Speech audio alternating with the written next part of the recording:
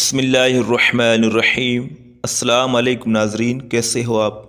ناظرین، آپ کے بچے بھلے آپ سے پوچھے یا نہ پوچھے، آپ انہیں یہ ضرور بتایا کیجیے کہ ہم فلسطین سے اس لیے محبت کرتے ہیں کہ نمبر 1، یہ فلسطین انبیاء علیہ السلام کا مسکن اور سرزمین رہی ہے۔ نمبر 2، حضرت ابراہیم علیہ السلام نے فلسطین کی طرف ہجرت فرمائی۔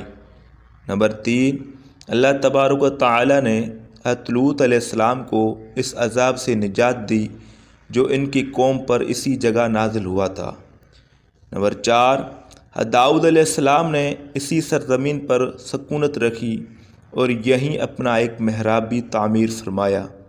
نمبر 5، حضرت سلیمان علیہ السلام اسی ملک میں بیٹھ کر ساری دنیا پر حکومت فرمایا کرتے تھے۔ نمبر 6، چونٹیوں کا وہ مشہور قصہ جس میں ایک چونٹی نے اپنے باقی ساتھیوں سے کہا تھا، اے چونٹیوں اپنے بلو میں گھس جاؤ، یہیں اس ملک میں واقع اسکلان شہر کے ایک وادی میں پیش آیا تھا جس کا نام بعد میں وادی نمل چونٹیوں کی وادی رکھ دیا گیا تھا۔ نمبر 7، حضرت زکریا علیہ السلام کا محراب بھی اسی شہر میں ہے۔ نمبر 8، حضرت موسیٰ علیہ السلام نے اسی ملک کے بارے میں اپنے ساتھیوں سے کہا تھا کہ اسی مقدس شہر میں داخل ہو جاؤ۔ انہوں نے اسی شہر کو مقدس، اس شہر کے شرک سے پاک ہونے اور انبیاء علیہ السلام کا مسکن ہونے کی وجہ سے کہا تھا۔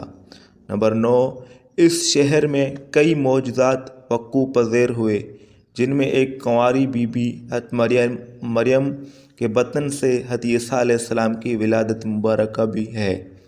نمبر 10، حضرت عیسیٰ علیہ السلام کو جب ان کی قوم نے قتل کرنا چاہا تو اللہ تبارک و تعالی نے انہیں اسی شہر سے آسمان پر اٹھا لیا تھا۔ نمبر 11، ولادت کے بعد جب عورت اپنی جسمانی کمزوری کی انتہا پر ہوتی ہے، ایسی حالت میں بی بی مریم کا کھجور کے تنے کو ہلا دینا بھی ایک معجزہ الہی ہے۔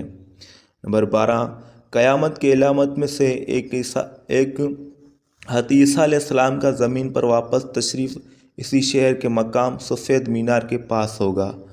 نمبر 13، اسی شہر کے ہی مقام باب لد پر حضرت عیسیٰ علیہ السلام مسیح دجال کو قتل کریں گے۔ نمبر 14، فلسطین ہی ارض محشر ہے۔ نمبر 15، اسی شہر سے ہی یاجوج و ماجوج کا زمین میں قتال اور فساد کا کام شروع ہوگا۔ نمبر 16، اس شہر میں وقوع پذیر ہونے والے قصوں میں سے ایک قصہ طالوت اور جالوت کا بھی ہے۔ نمبر 17، فلسطین کو نماز کی فرضیت کے بعد مسلمانوں کا قبلہ اول ہونے کا اعزاز بھی حاصل ہے۔ ہجرت کے بعد حضرت جبرائیل علیہ السلام دوران نمازی حکم ربی سے آقا علیہ السلام کو مسجد اقصیٰ، فلسطین سے بیت اللہ کعبہ مشرفہ مکہ مکرمہ کے طرف رخ کرا دیا گیا تھا۔ جس مسجد میں یہ واقعہ پیش آیا وہ مسجد آج بھی قبلتین کہلاتی ہے۔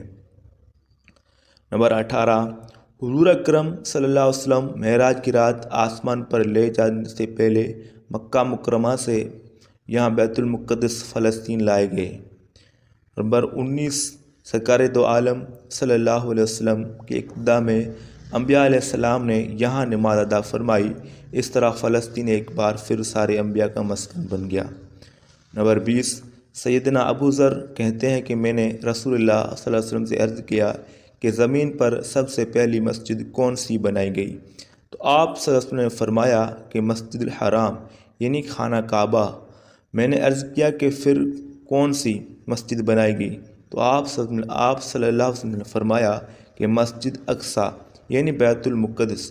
میں نے پھر عرض کیا کہ ان کے دونوں کے درمیان کتنا فاصلہ تھا؟ آپ صلی اللہ علیہ وسلم نے فرمایا کہ 40 برس کا، اور تو جہاں بھی نماز کا وقت پا لے وہیں نماز ادا کر لے، پس وہ مسجد ہی ہے۔